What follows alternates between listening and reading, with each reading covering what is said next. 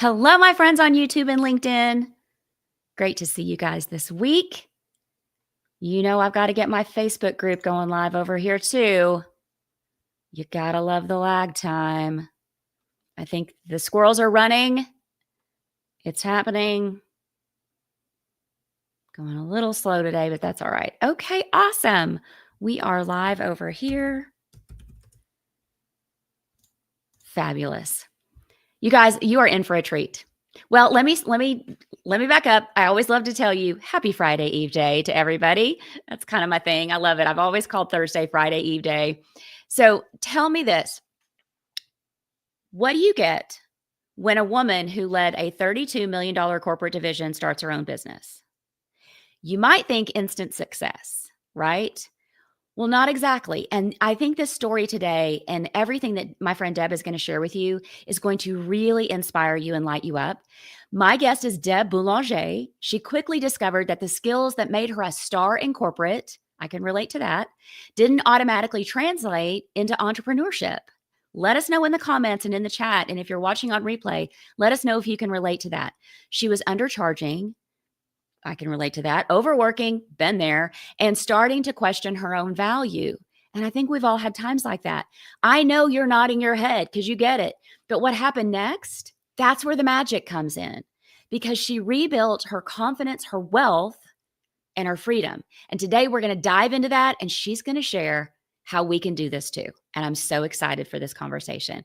But first, just in case we are brand new to each other and we've never met, I am Tracy Beavers. I'm an award-winning business and sales coach, and I'm host of the top-ranked podcast, Create Online Business Success.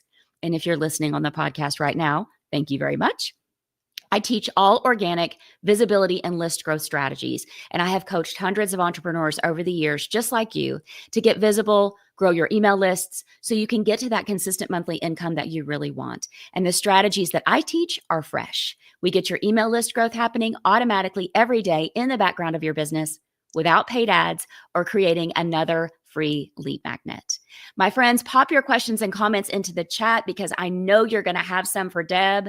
We're going to be nodding our heads when she's telling her story. And again, if you're watching on the replay, throw your question into the chat. I will find Deb and she will swoop in and answer it for you. So let me introduce you to her.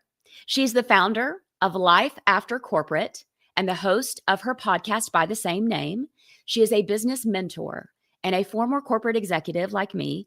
She ditched corporate and now helps high-achieving women like us create success on their own terms, building businesses that give them the opportunity to leverage everything they learned in corporate without, lean in when I say this, without sacrificing their health, their family, and their joy. Amen to that. Deb, welcome in. I'm so excited that you're here. Tracy, I am delighted to share the stage with you. Thank you for having me. Absolutely. I always love to ask my guests for a fun fact. So, and I know yours because you shared it with me, and my heart broke when you shared it with me. You want to tell everybody what it is? I guess it's not a fun fact. I mean, well, it is a fun fact, really, because I think, we need to be transparent about how our upbringing has shaped us, right? Yeah. So I was 5 years old. I was literally in kindergarten, and I was probably one of the shyest little girls you would ever meet in your life. Wow. And for some reason, my teachers and my mom thought I'd be a great pick for Romper Room, which was a TV show for kids in our local Providence, Rhode Island neighborhood. And it was 5 days of live show. They didn't tape record these shows. These were live shows. And on the very, very first day on Romper Room, we're pretending to be airplanes. And I trip and fall over my own 2 feet and land flat on my face, embarrassed as all get out. My mom is in the green room, turning red. Oh no. And in that moment, we're not aware of how these early experiences shape us later in life. I decided, so subconsciously, unconsciously, that it wasn't safe to be seen. Oh, wow. Wow. That's incredible. So fast forward to entrepreneurship, even corporate leadership. Yeah. Whenever I had to be in front of a large room, the mic in my hand, my voice would quiver. What I wanted to say completely flew out of my head because of my nerves. Yeah. And so this is a learned skill. So how did you share with us? Everybody's dying to know, how did you overcome that? You if you're not scared, you're not growing, right? So True, it was my true. very first webinar, and in those days it was instant teleseminar because it was before Zoom. I've been in business for about 13 years. Uh-huh. And I put photographs of all of my colleagues and all my good friends on the wall around me and Mhm. created this safe container. And whenever I saw their faces smiling at me, I had this infusion of confidence. And then, of course, there's FFTs, as Brene Brown would say, those effing first times.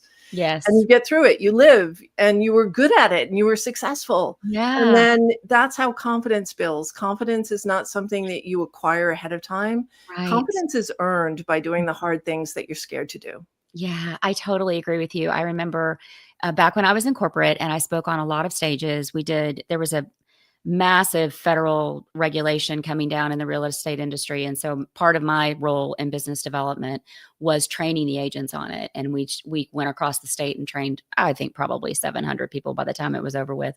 And I remember the first few times I stood in front of that room, I'm a talker. I can talk to a brick wall. And I stood there with my knees kind of shaken. And I was like, what is going on? But just like you just said, if you're not nervous, then you're not human. So yeah, it's interesting. But doing it over and over again, just like you were saying, Mhm.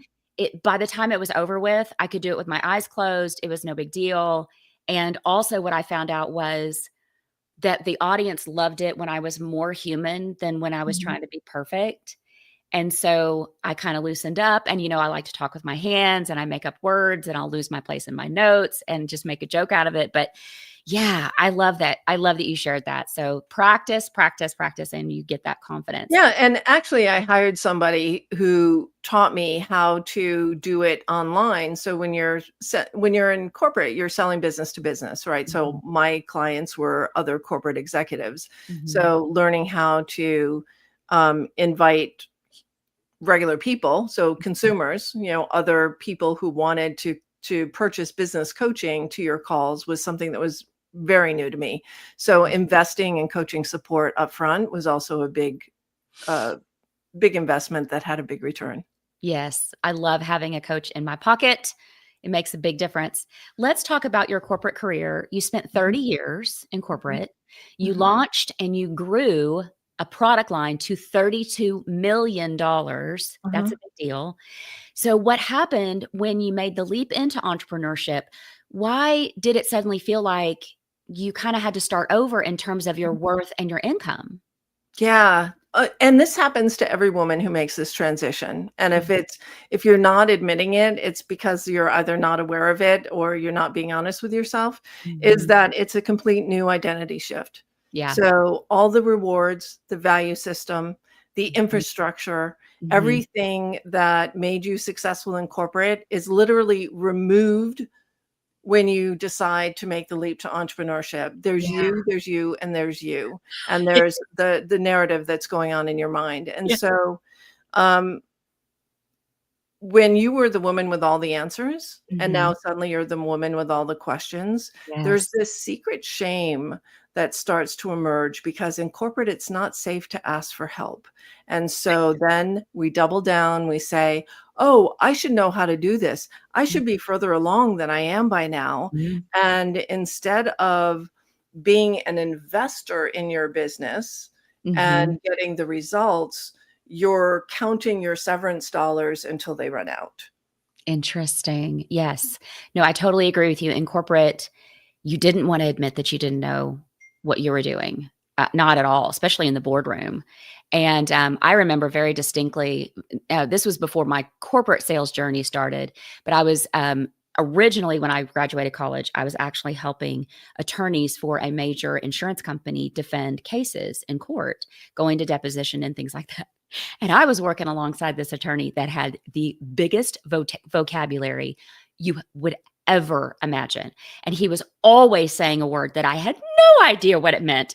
And I was so afraid to admit that. Finally, I told him, I said, Tom, I don't even know what you just said. And he's like, oh, my stars. And he'd tell me, the definitions of things as we went along. And he loved me anyway. But man, that was tough to admit. Yeah. And so what you just said, though, it's you, and you. That made me giggle because I distinctly remember, while I was building this business alongside my corporate job, I still had that corporate, I still had some confidence because that made me feel accomplished and successful. I could do that job with my eyes closed. I was still getting the accolades there. But when it was just me, when I finally got to exit corporate, I'm sitting at the kitchen table and I'm like looking around going, oh man, wow, it's me. Like if I want business cards, if I want a name tag, if I want, when you get to corporate, you get the job description, the benchmarks of success, the paycheck, the business cards, the parking space, the business credit. I mean, they give you everything. Yeah. Sitting there going, wow, if I need something, I'm going to have to get it myself and figure it out. And that was interesting. Yeah. Yeah. I mean, you have an admin, you have a sales team that sells for you. I mean, I ran the business unit. It was my idea. So I was an intrapreneur. I launched the idea, but there was an entire global sales force that was selling it for me. I wasn't selling it myself. So, learning how to be your own salesperson is a huge hurdle that you have to overcome as well. Well, and your own tech support. I mean, tech is not my jam. And I was like, what? And then I was like, what language are these people speaking? Landing page, sales page, Kajabi, funnel, lead magnet. I was just like, I don't even get it. I just want to talk to people and help them with their businesses. Oh, my stars. Okay. So when you worked with coaches and consultants that are coming out of corporate, like we did, what did you see them doing in their pricing, in their visibility, in their messaging that ended up being, whether they realized it or not, rooted in that self-worth issue that we're talking about, that doubt that can creep up. And they're not, what they were doing wasn't rooted in actual business strategy. It was rooted more in that lack of confidence and their self-worth. Yeah. So when it shakes your foundation and you're not sure what you're worth, and first of all, that doesn't, self-worth does equal self-wealth. I will say that, but self-worth is a journey. So we started with my story about Romper Room and falling flat on my face.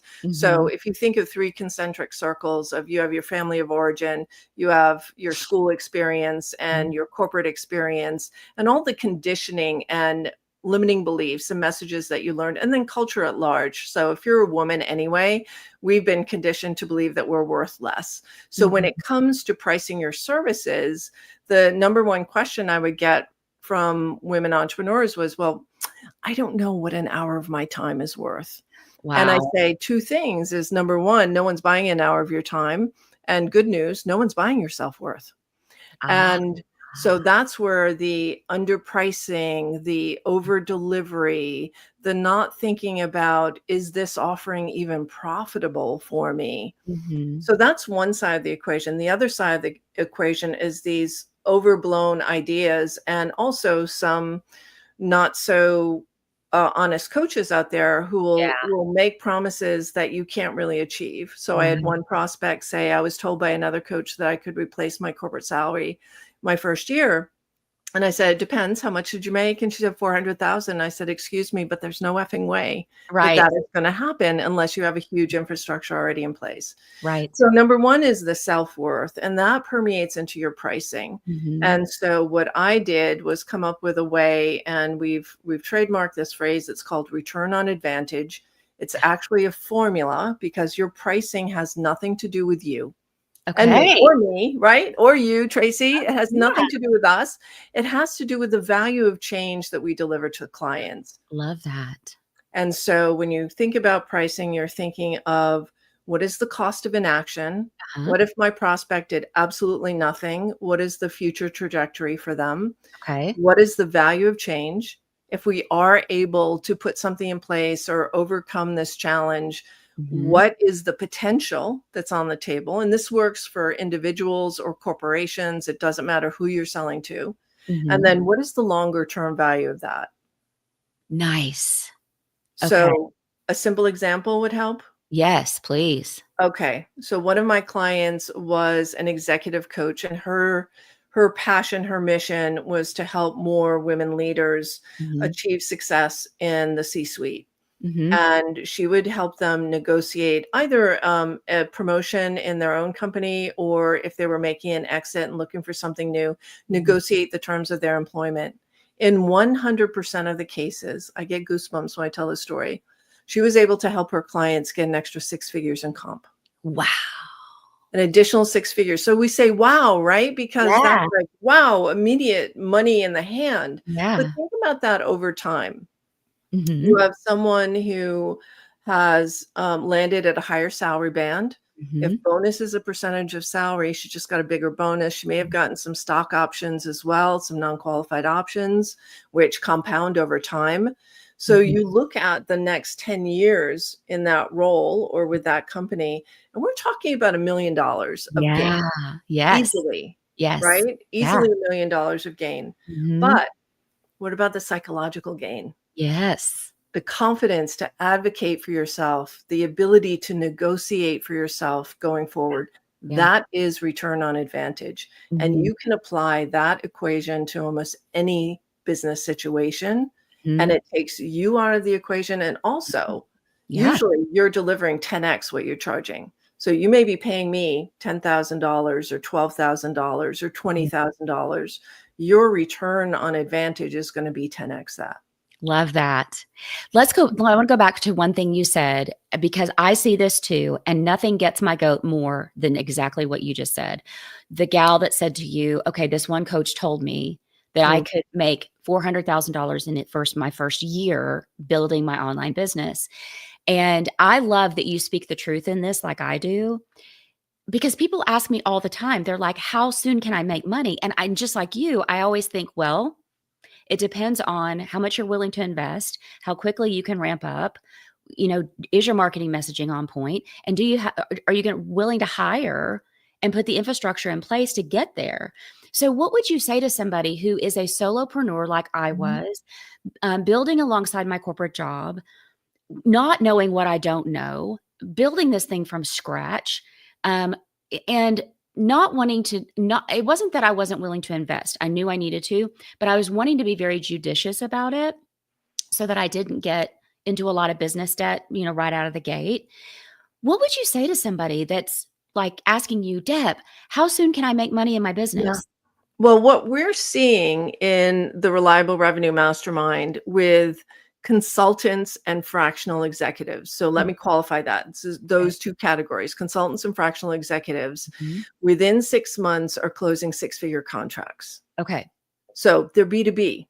Yeah. So number one, they're in a market that has high demand. So I've done the research. I know in 2026 that the growth for fractional CXOs Mhm. is exploding because companies are running more leanly now, and Yeah. they'd much rather bring in fractional talent than have to Mhm. hire a C-suite executive full time. Right. So number one, be in an area that has demand. Number two, ensure you can reverse engineer your revenue goal. So we have a tool for this, and I'm happy to share it with your listeners, Tracy. It's called Mhm. the pricing calculator, and Yes. it's how you reverse engineer your revenue goal and get to and model out the pricing for your services so that you know how many clients would I need to actually achieve that goal. Yes. Because you don't have a business until you've made a sale. Correct. And I have downloaded that calculator and it is good. I use it too. I use it all the time because it's so simple. It's not Mhm. complicated. You don't have to input a lot of numbers, Right. but you get a real clear reading of how many clients I need to close. And Mhm. based on my sales close rate, Right, so right. getting good at sales is another thing, but based on your Mhm. sales close rate, which is, are Mhm. you closing 1 out of 10 conversations or 1 out of 3 or 1 out of 2? Right. How many prospects do you need to get in front of? And that drives your marketing. And Mhm. so number one is I think people are over consuming courses Oh, and yes. content that is not going to move the needle for your business. Right. And so you want the shortest path to the cash. Mhm. And that typically is, what is that thing you're selling? Who are you selling it to? And how can Mhm. you get in front of those people? Yeah, I totally agree with you about the courses. I think there's an overconsumption of free things because there's information everywhere. But what Mm, you can't find everywhere, and you know this, is the support you need that will move the needle. Because so many of my clients and students come to me and they're like, Tracy, I've spent thousands of dollars yeah. on big name programs that promised this and that, didn't deliver. There's nobody there to answer their questions. There's nobody there to give them the honest feedback and eyeballs on what they're doing and the guidance. And then, they have all these courses in their library and they don't have anything to show for it. So, yeah, That's a real thing. But I love what you said about 2026 being really Mhm. wonderful for the fractionals and the consultants. What about the online coaches like me? Mhm. What does Yeah. 2026 look like? Yeah, 2026 is going to require radical transparency for Yes. differentiation. Mhm. So, and people are throwing around the label of authenticity, Right. to the point where authenticity has become performance. It's like Yes. something you do, as opposed to radical transparency, which leads to true originality. So, Mhm. as AI and the use of AI Mhm. increases, especially around marketing, communications, email marketing, um, there's this dilution of the narrative, right? Yes. And so Mhm. to really stand out Mhm. requires that you think long and hard about how you position yourself and the words that you use. And Mhm. I love that you and I share this too about organic um, Trump's technology or AI in Mhm. creating relationships Yes. hands down every single day. So we're going to see this pendulum swing back to more human connection, more in-person meetings, Mhm. more relationship building, Mhm. because we're in a trust recession. And Mhm. since We no are. one can trust whether something is true, Yeah. whether someone's making a claim or they can really back it up, Right. the more um, original your thinking is. And so that requires you to really work your marketing and Yes. not just rely on ChatGPT to churn out your newsletter. Mhm, true. It's, I love that you said this because I interviewed Jay Schwedelson for the podcast last week. He's the founder of subjectline.com, Mhm. and he had the same prediction for 2026 in Mm, because of the trust deficit, the trust recession, which I started seeing, I think before it became a thing. Because I talk to my prospects and my clients and build those relationships so much that I started seeing it well before people started talking about it. mhm. And I am so excited to hear that 2026 is, let's just say, the year of the relationship or the year of the connection, the year of the humanity, because that's my jam and that's yours too. And that's Yeah. what sets us apart as, coaches and consultants and people in the online space, because as you said, there are so many people that have been hiding behind their marketing messaging since 2020. And you could do that in 2020 to about 2023. And then people started getting frustrated because there wasn't actual help there. And they started realizing that people were just selling them a bag of goods and not delivering. Mm. So that makes me, it doesn't make me scared. It makes me excited because I feel like finally my way of doing business is going to be celebrated. Do you feel that way too? I do. And I saw this coming a few years ago. I think I coined the term slow marketing. And Mhm. that's what it was. Slow marketing is really relationship building. But it was in 2024, about mid-year, that I saw everything start to erode from the trust perspective, at least in some of the conversations I was having. Mhm. But for coaching, the good news is coaching is mainstream.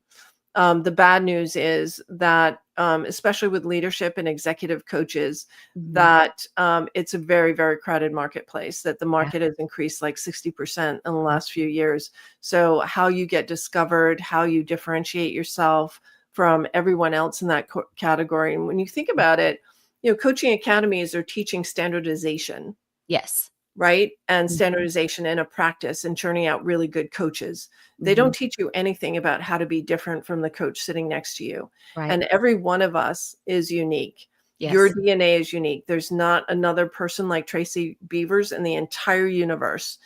And your originality and your uniqueness is what needs to stand out in Mhm. 2026 so that you can be known as the one who and establish category leadership. I love that. And that also makes me feel really encouraged because when I first started this, and I don't know if this happened to you, probably didn't because you're smarter than me.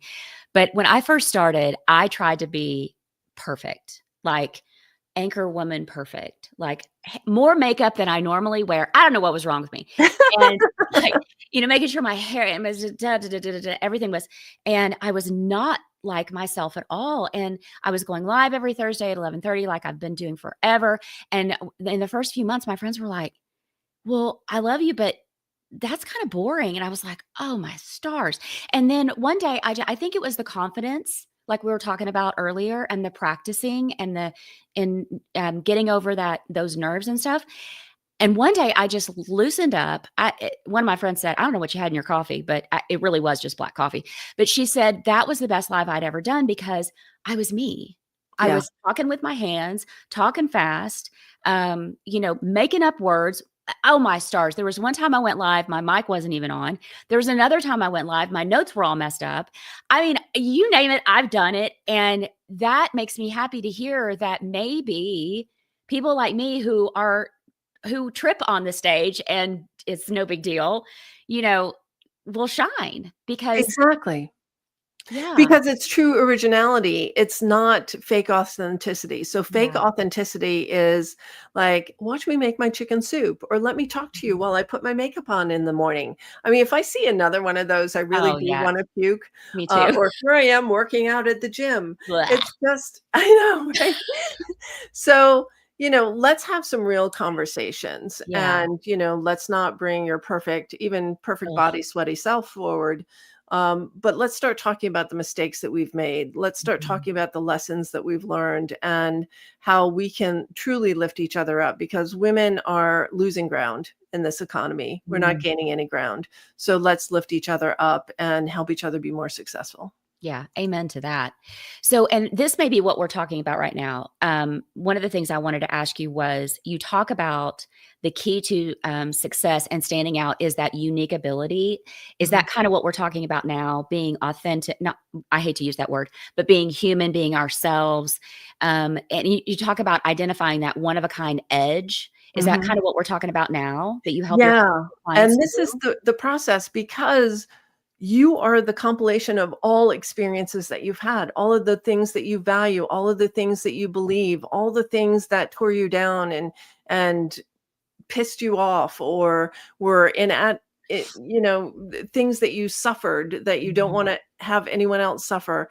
And Right. all of this goes into the equation. So the mistake that I see women make is um they leave corporate behind. Oh, that is behind me now. I am an executive coach. Well, guess what? You were an executive coach for 5 minutes, and Yeah. that doesn't differentiate you. But all this other experience, and if Yeah. we're able to mush that together and Mhm. put your why behind it, and what's your mission, your vision, your purpose, and then put some originality behind how you speak about that. I Right. mean, if you want to be a true thought leader, writing books, speaking from stages, you have to say something that people haven't heard before, Right. or present something in a new way and a new idea that they haven't conceived about it before. And Yeah. that's what truly makes you stand out. And that's what's original. And it has to do with all of you. Like, you'll see more spirituality coming out of the closet in 2025 and 2026 too, Yeah. because we're making it safe to have the conversation about what you believe in and what your spiritual practice is, and Mhm. that we're just not minds on legs, but we Right. are souls with a mission and a vision and a heart. And Mhm. where corporate leadership is really based on your executive function and your analytical skills, entrepreneurship happens from heart. It's Yeah. heart, it's intuition, it's love, it's belief in yourself and belief in the people you're serving. I love that is a quote graphic if I have ever heard one. Mic drop. I love it. Entrepreneurship is heart. Ugh, I have chills. Okay, so let me ask you this before we land the plane and we end this today. And the comments that are coming in my free group, my free Facebook group, they're like, "Oh my gosh, this is amazing! I'm so glad I'm here." So we have some fans that have joined us there, and Amazing. they're excited to hear the conversation. What is one myth about entrepreneurship that you wish every woman would stop believing right now? But one myth about entrepreneurship, that it's just about replacing your corporate salary, that it's just about the money. Mhm. The money is great, the freedom is great, but Mhm. it's about who you get to become. And Yeah. for me, entrepreneurship is a spiritual journey. It's a soul-led journey. It's Mhm. about peeling back the layers of conditioning and false beliefs, Yeah. and truly stepping into who you truly are, which is where originality comes from. And so to me, entrepreneurship is the greatest journey of personal development. And that is true abundance. It's not just financial wealth. It's the wealth of the experience of you expanding into who you've always been meant to be. That is beautiful. I love the way you phrase things. It's like, oh, said so perfectly. Okay. And one more fun question. If you could tell your younger self one thing about business, what would it be? Visibility is currency.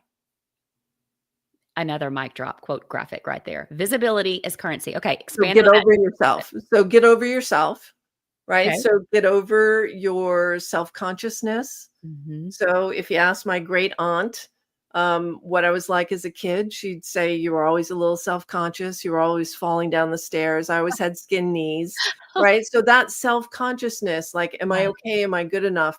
Right. That gets rewarded in corporate, because if you're always looking for approval and acknowledgement of your worth, then you're doing good. Mm-hmm. So that you're proof you have value based on who you are.